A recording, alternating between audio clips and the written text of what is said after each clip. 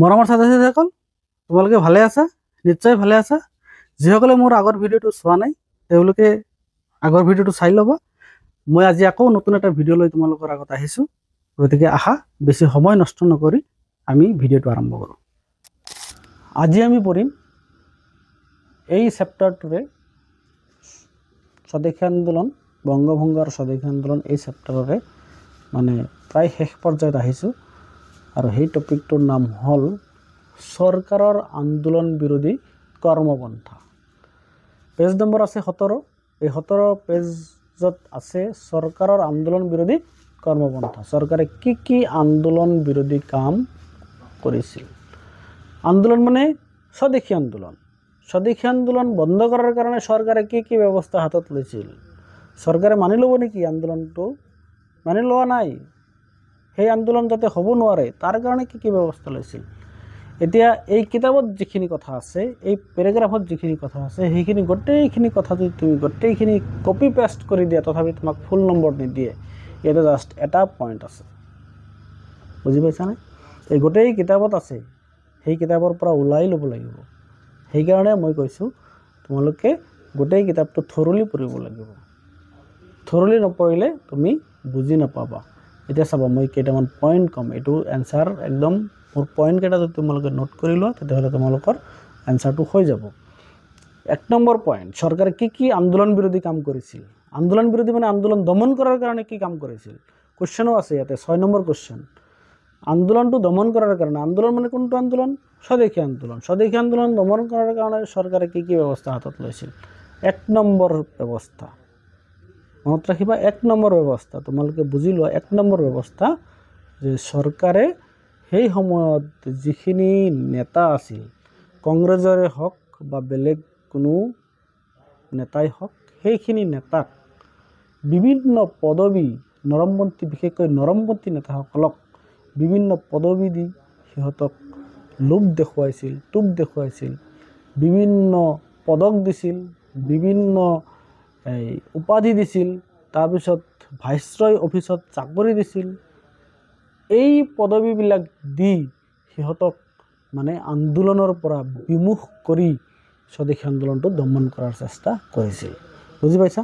1 number point, স্বদেশী আন্দোলনৰ সময়ত ব্ৰিটিছ চৰকাৰে কিছুমান নৰমপন্থী নেতাসকলক বিভিন্ন পদবী, পদক, উপাধি, চাকৰি, বিচাৰালয়ৰ সদস্য, কাউন্সিলৰ সদস্য, ভাইচৰয় পৰিষদৰ সদস্য এইবিলাক দি সিহঁতক মানে ব্ৰিটিছৰ ছাপোৰ্টাৰ কৰিব বিচাৰিছিল।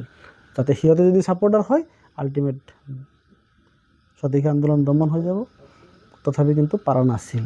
আৰু ইয়াতে দিছে আৰু এটা কথা যে এইখিনি কৰা স্বত্তেও সেই সময়ত গোপাল কৃষ্ণ গোখলে তেওঁ নাইটহুড উপাধিটো ব্ৰিটিছক ঘূৰাই দিছিল, যে নালাগে আমাৰ তোমালোকৰ এনেকুৱা উপাধি। এইটো ইয়াতে জাষ্ট এটা পইণ্ট আছে। আৰু কেইটামান পইণ্ট ক'ত পাম আমি? গোটেই কিতাপত আছে। মই ক'লোঁ যে গোটেই কিতাপত আছে।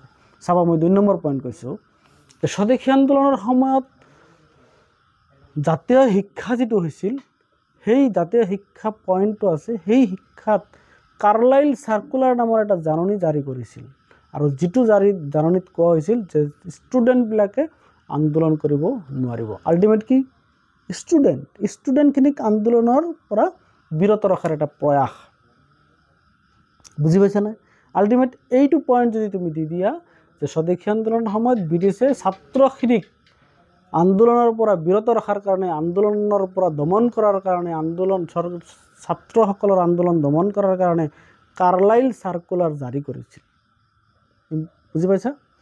নেক্সট পইণ্টটো আমি ক'ব পাৰোঁ যে স্বদেশী আন্দোলনৰ বন্ধ কৰাৰ কাৰণে ব্ৰিটিছে আৰু কিছুমান আইন, যেনেকুৱা কাৰ্লাইলটো পালোৱে, আৰু কিছুমান আইন, কাৰ্জনছ ইউনিভাৰ্চিটি ল বনাইছিল। তাৰপিছত দেশীয় সংবাদপত্ৰ বন্ধ কৰিছিল। বুজি পাইছা? তেতিয়াহ'লে এইটো আমি দিব পাৰোঁ যে দেশীয় সংবাদপত্ৰ বন্ধ কৰিছিল, কাৰ্জনছ ইউনিভাৰ্চিটি ল জাৰি কৰিছিল যাতে ষ্টুডেণ্টখিনিক দমন কৰিব পৰা যায়। তাৰপিছত 4 নম্বৰ পইণ্টত আমি দিব পাৰোঁ আৰু এটা ইম্পৰ্টেণ্ট কথা, যে বিভিন্ন প্ৰকাৰৰ শাস্তি দিছিল, ইভেন ফাঁচি পৰ্যন্ত দিছিল। প্ৰফুল্ল চাকিক ফাঁচি দিছিল। ফাঁচি দিয়া মানে কি? মানুহক দমন কৰা। কাৰোবাক ফাঁচি দিছে মানে কি? হাজাৰ হাজাৰ মানুহ শুদ্ধ হৈ যাব, এনেকুৱা কাম কৰিলে আমাকো ফাঁচি দিব, তাৰমানে দমন কৰাৰ এটা প্ৰয়াস। বুজি পাইছানে? নেক্সট 5 নম্বৰ পইণ্টত আমি দিব পাৰোঁ যে স্বদেশী আন্দোলন বন্ধ কৰাৰ কাৰণে, অৰ্থাৎ স্বদেশী আন্দোলনৰ পৰা কিছুমান মানুহক বিমুখ কৰাৰ কাৰণে, বিপথে পৰিচালিত কৰাৰ কাৰণে, মুছলমানখিনিক বিপথে পৰিচালিত কৰাৰ কাৰণে মুছলিম লীগ গঠন কৰি দিছিল, যাতে মুছলমানখিনি স্বদেশী আন্দোলনৰ পৰা বিৰত থাকি ব্ৰিটিছক ছাপোৰ্ট কৰে। 5টা পইণ্ট মনত থাকিব। মই আকৌ কৈছোঁ, 1 নম্বৰ পইণ্ট হ'ল বিভিন্ন পদবী দিছিল নৰমপন্থী নেতাসকলক। 2 নম্বৰ পইণ্ট কাৰ্লাইল চাৰ্কুলাৰ দিছিল ছাত্ৰ ছাত্ৰীসকলক দমন কৰাৰ কাৰণে। তাৰপিছত কাৰ্জনছ ইউনিভাৰ্চিটি ল বা জাতীয় সংবাদপত্ৰ এইবিলাক বন্ধ কৰি দিছিল। তাৰপিছত হ'ল বিভিন্ন প্ৰকাৰৰ শাস্তি দিছিল, ইভেন ফাঁচি পৰ্যন্ত দিছিল। তাৰপিছত হ'ল মুছলিম লীগ গঠন কৰি মুছলমানখিনিক এই আন্দোলনৰ পৰা আঁতৰোৱাৰ কাৰণে চেষ্টা কৰিছিল।